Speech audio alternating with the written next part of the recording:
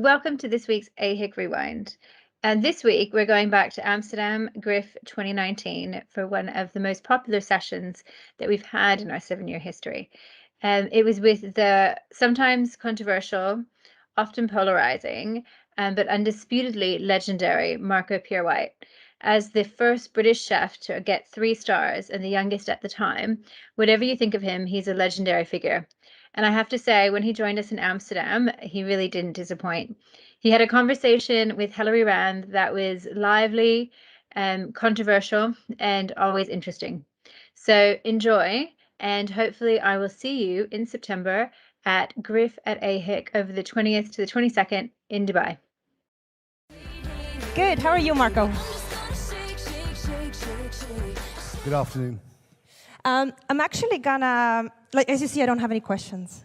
So Say that again. I don't have any questions. I love that. I actually will start off with something that one of the gentlemen up here just said. How do you create a restaurant where everyone is welcome?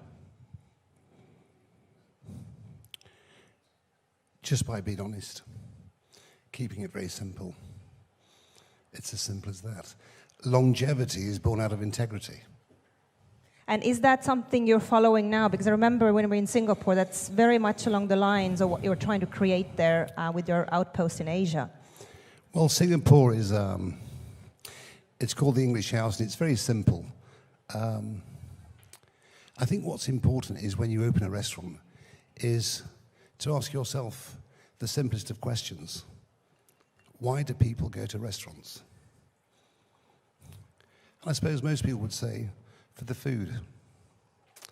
I disagree with that. I think the most important aspect of any restaurant is the environment you sit in. Because if you don't feel comfortable, you're not going back. And then secondly, I believe that service is more important than food.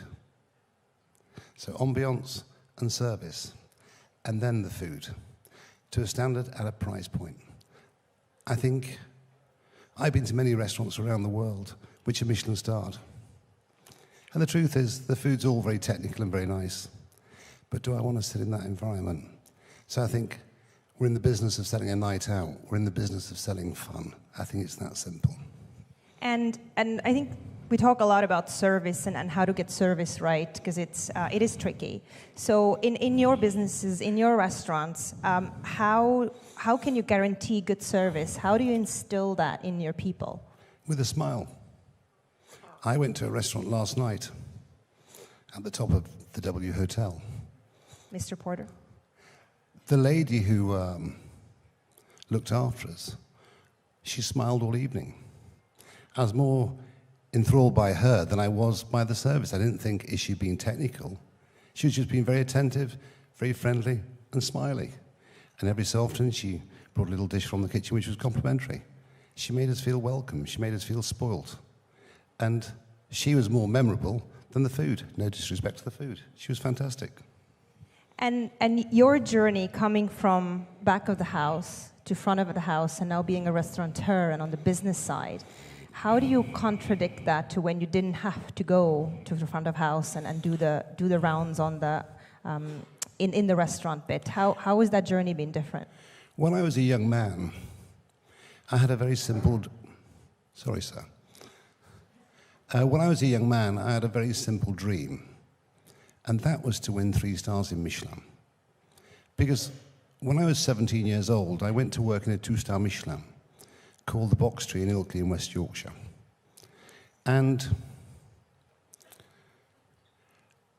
when I got my job there, I didn't really realize what it was. Because I'd read a little book called The Eganry Guide to Hotels and Restaurants in Great Britain. And in that guide, I realized that restaurants had stars. I didn't know anything about Michelin. But this restaurant was voted by the great Eganry as the finest restaurant in Britain. So I applied for a job one day, and I got my job. They never spoke about Eganry. They only spoke about Michelin, and I didn't know what Michelin was. But I was 17 years old. And every night, after service, we'd clean down. The boys would run off to the Rose and Crown for the last pint, and I'd go upstairs to say goodnight to the bosses. And they started telling me about these great restaurants of France, La Grande Fifort, La Taïwan, Tour d'Argent, Maxime's. But they talk in great detail about them. I became fascinated. And that's when I started to fall in love with Michelin and what Michelin represented in those days. But they spoke about one restaurant. And that restaurant was a restaurant called La Serre, which had 3 stars in Michelin and 5 red knives and forks. Box Tree had 2 stars in Michelin, 3 knives and forks, but black. And that's where it all really began for me all those years ago. And so I had my dream.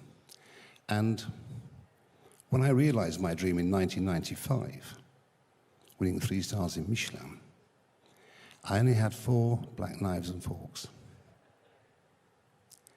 And then I became a little lost in my journey because I'd realized my dream. But then I remembered the story Mr. Reed and Mr. Long used to tell me about the great La Serre. And so for the next 3 years of my life, I put all my energies into the front of house, apart from the kitchen, because my dream was to replicate La Serre. In January 1988, we won 3 stars with 5 red knives and forks. And that's when I realized my dream, and that's when I realized the importance of the front of house. And what was it like taking us back to finally getting all those accolades you had been so hard working for all those years? Well, to be brutally honest, winning 3 stars, 5 red knives and forks, I suppose was the most exciting journey of my life. Retaining them was the most boring journey of my life. Because winning 3 stars is an extraordinary journey where you start. When I started Harvey's all those years ago, there was me and 2 teenagers in the kitchen, 2 staff out front, no infrastructure, just a little hole in the wall. And slowly as you build, your infrastructure builds. And by the time you win 3 stars, you've got this enormous infrastructure. And so the reality is, retaining them is boring. It's like twiddling your thumbs. I know some chefs say the pressure of 3 stars, but there's no pressure because your infrastructure is built. You don't really change your menu when you win 3 stars because people are coming for those specialities, so you're just churning them out day in, day out, day in, day out. And that's why chefs, when they get to a certain age, they're not in their kitchens because it's boring. And what do you think was the key to your success to finally getting all these accolades? Was it just massive amounts of discipline that you were able to follow and just keep that goal in front of you all the time? What do you define as some of the characteristics that took you there in the end? Without discipline and focus, there's no consistency at whatever level, whether you have a burger chain, whether you have a 3-star Michelin, whether you have a steakhouse. You have to stay focused and disciplined to retain consistency. The name above the door is not enough. And 1999 is when you hung up your apron, correct? That's right, I was much slimmer then. And so what happened thereafter? Say that again? What happened thereafter? Well, I'll go back a little bit. So as I said, realizing your dream, I think you have a duty and a responsibility to yourself to realize your dream. We can all have visions, we can all have dreams, but if you don't turn them into a reality, then you're a fantasist. It's as simple as that. And so I had my dream. In 1995, I achieved part of it, which was 3 stars in Michelin. In January 98, I won my 5 red knives and forks. And then life became very boring. And the truth was, I didn't want to live a lie. Because I'm a great believer. If you have 2 stars or 3 stars in Michelin, then you have a duty to your customers to be behind your stove. It's as simple as that. And I can honestly sit here and say that I was always behind my stove for every single service. Because that's what you're paying for. Why would I want to go to a 3-star Michelin and the chef whose name is above the door is in America? He's in London. He's in Europe filming. I'm not paying for his sous chef to give me my dinner. I want the individuals. You know, I almost, metaphorically speaking, want the sweat to drop off his forehead into my sauce. It's that simple. That's what I'm paying for. And so I became rather bored, and I've been asked this question many times. Why did you retire from the stove, Marco? And basically because I was bored. There's nothing left to achieve. And so what I did was, I asked myself 3 very simple questions. Or should I say, I gave myself 3 very simple options. Option number 1, continue what I'm doing, retain my 3 stars, work over 100 hours a week, and retain my status. That was option 1. Option 2, I could live a lie and pretend I cook when I don't cook. Question my integrity and everything I ever worked for. Option 3, I pluck up the courage. I ring up Michelin, ask them for a meeting, and tell them on the 23rd of December 1999, I'll be retiring from the stove and hanging up my apron. They were my 3 options. It's quite tough when you've been in the kitchen for 22 years, working the hours you work, and just handing it all back and walking away, accepting that you're going to be unemployed tomorrow, you no longer will have any status. It's a tough decision. So one morning I was sitting there, and this little thought came into my head. And that little thought was that I was being judged by people who have less knowledge than me. And when you're judged by people who have less knowledge, what you've been given, what's it worth? It's worthless. I was given 3 stars by people who had less knowledge than myself. And my insecurity is that great to be flattered by 3 little stars, which mean little. No. And that thought is what gave me the courage to make the meeting and tell Michelin that I was stepping down. Yes, I was unemployed. And for 5 years of my life, I did nothing because I'd been institutionalized. I lived my life in a kitchen, wrapped in tiles with a stove in the middle. I was quite terrified of the outside world. So what I did was, I did what I did when I was 6 years old, when my mother died. I went back to nature, my surrogate mother. Fishing, spending time with Mother Nature, processing my thoughts. And then when I came back to London, I started to work again. And the truth is, if I had 3 stars in Michelin, I wouldn't be sitting here today. My duty and my job is behind the stove, not sitting here. So what I got in return was freedom. That was the importance of hanging up my stars.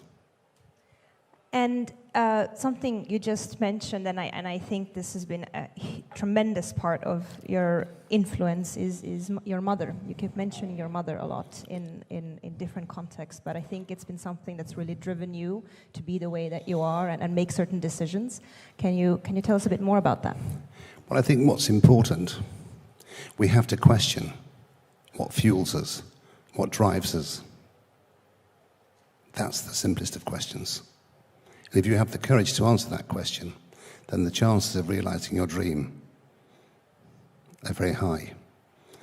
I was ruled and I was fueled by my insecurities, by my fears of failure, by being sacked. It was that simple. My mother, she guided me all the way. Every time I made a mistake, she brought me back on track. Simple as that.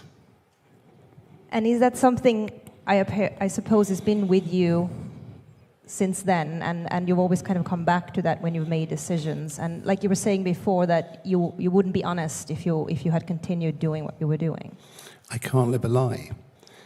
The very simple question I ask myself every day is what would my mother think of me? So therefore I have to be brutally honest with myself. It's like when I used to look at food. Is it good enough? Is it worth 3 stars in Michelin? How many chefs who have 1 star, 2 star, and they think they cook 3-star food? Be honest with yourself. It might be a 3-star dish, but is it a 3-star environment you're serving it in? Because when you walk into a 3-star restaurant, in my opinion, it should be like falling in love with the most beautiful woman and taking her to bed for the very first time. You're intimidated, but your excitement dissolves your intimidation.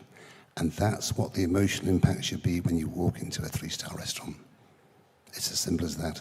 And unfortunately, a lot of the 3 stars I've walked into, they don't seduce you. Sorry if I shocked you. I think that deserves an applause. And kind of moving now quite a few years towards the future. You're now in the restaurant business. You're a businessman. You're a restaurateur. Well, I'm one little link within a very big chain. And your latest project was the English House, or is still the English House in Singapore. Can you tell us a bit more? She's like the most expensive mistress I've ever had. and she seduces me every week. Or my wallet. Because that's been in the works for a few years, right? Well, number one, it's 37,500 square feet, which is not small. And when everything has to be bought in England and shipped to Singapore, I suppose the cost of flying things there and shipping things there, you could have built a restaurant with. But it's, I like struggle. I've always liked struggle. Without struggle, you tend to take things for granted.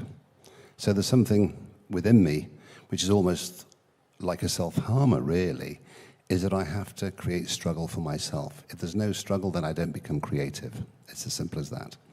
I have to feel pain. And why did you choose Singapore as your first international venture? Well, Singapore chose me. See, I'm very simple. And I said this earlier on today. For me to get involved, there's got to be enough meat on the bone. Because otherwise I'm not interested. It's got to capture my imagination. It's got to be worth the reward. If you're going to invest X, then you want a reward. Otherwise it's pointless. What's the point of doing something just for love? And that's not just a restaurant. I suppose that's why I got married 3 times. Sorry. And there's rooms coming to that property, so it will have about 18 rooms, I believe. It'll have 18 rooms. So, as I say, it's quite a big project, but opening restaurants is very easy. Opening hotels or opening restaurants with rooms is on another level. And, when everything's got to be individually chosen, it's really hard. It takes a lot of my time just finding these individual things, because it's like building a giant jigsaw. What do most restaurants tend to be? It's just a room with tables and chairs and a bit of artwork and a kitchen. It's simple. A hotel is a much more complex monster. It really is, and brings a lot more complications. It's like I'm building a hotel outside Bath at this moment in time, which will have just over 60 rooms when I've completed it. But it is so draining in every sense. But I need that pain, that struggle. And I like to be put on a wealth diet every week.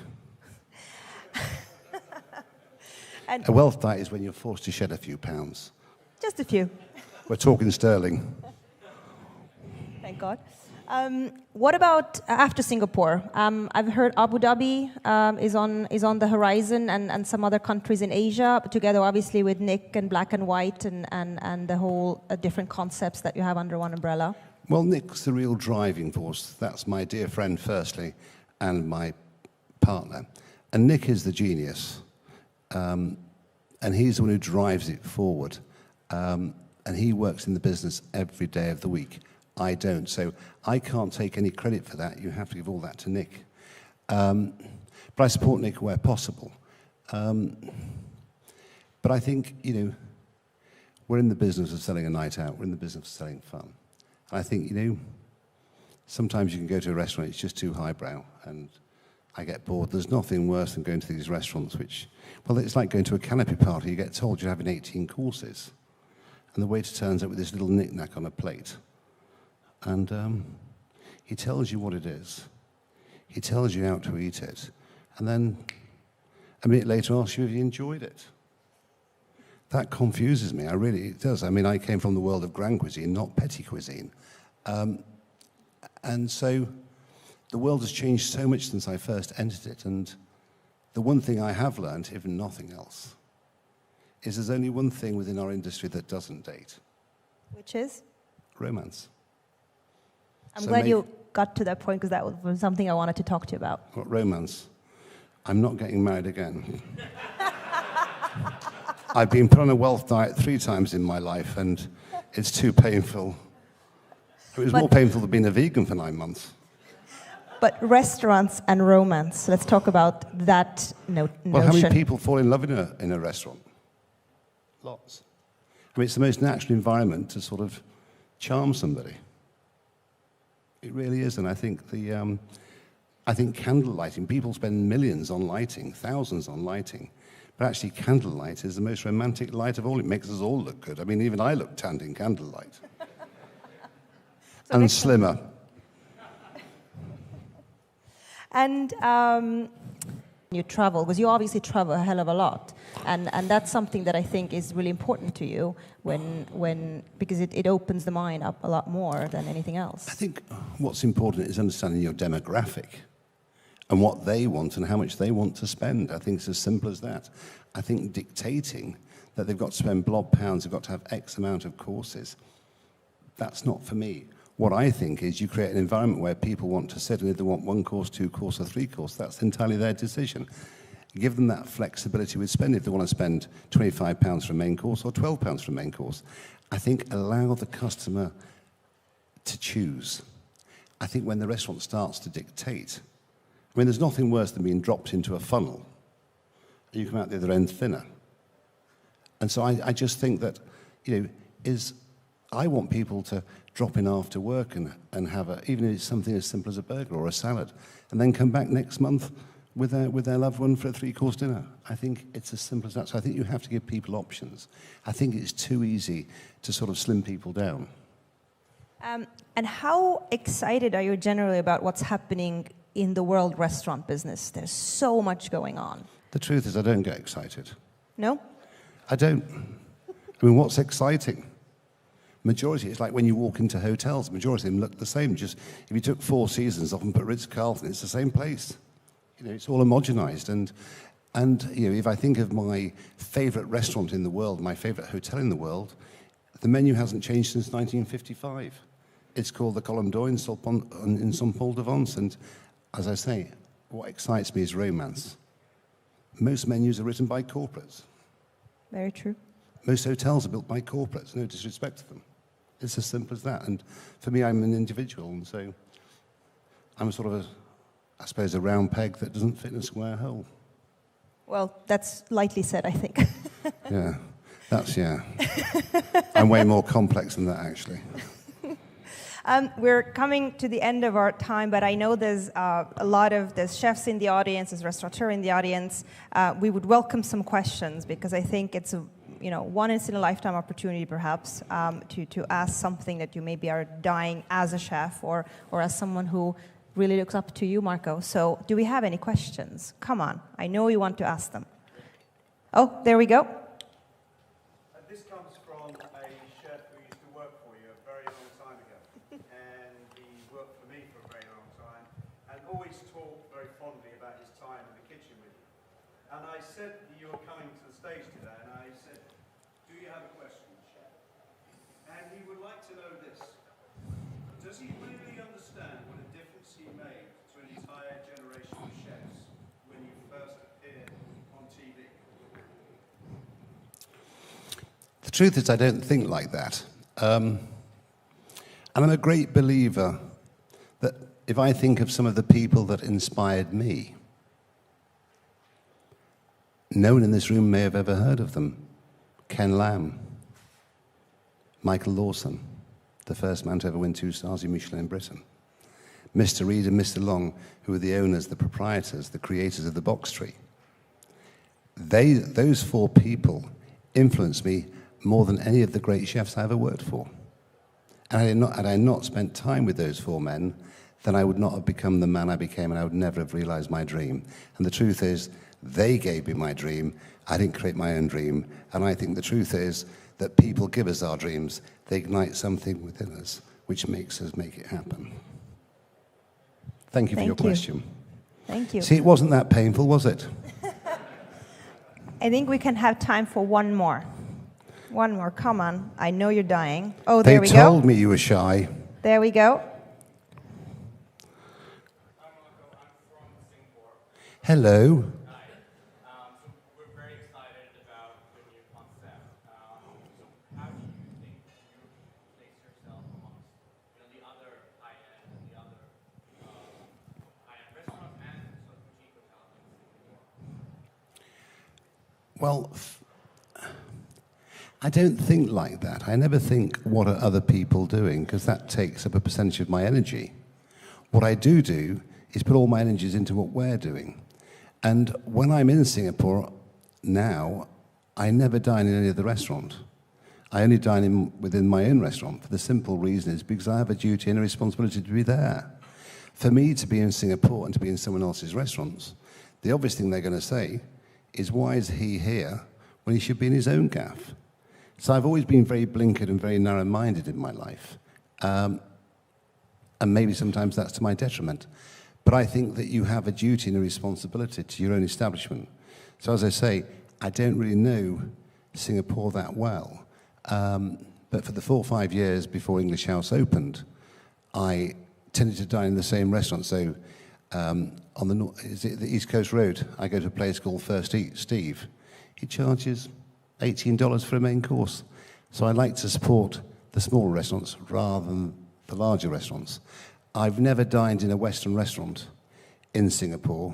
Why would I want to? It's because I can go to their restaurants in England. And so therefore I tend to keep myself to myself and, as I say, keep myself within the English house. But can I just say, you have a very beautiful country and great food, really good food in Singapore. Well, can you hear me? It's always nice to have a response. Thank you very much. That's actually all that we have time for today. Thank you so much, Marco. It's a pleasure. We've overrun by 2 minutes, 22 seconds. But thank you for your patience. Thank you, Marco. Thank you.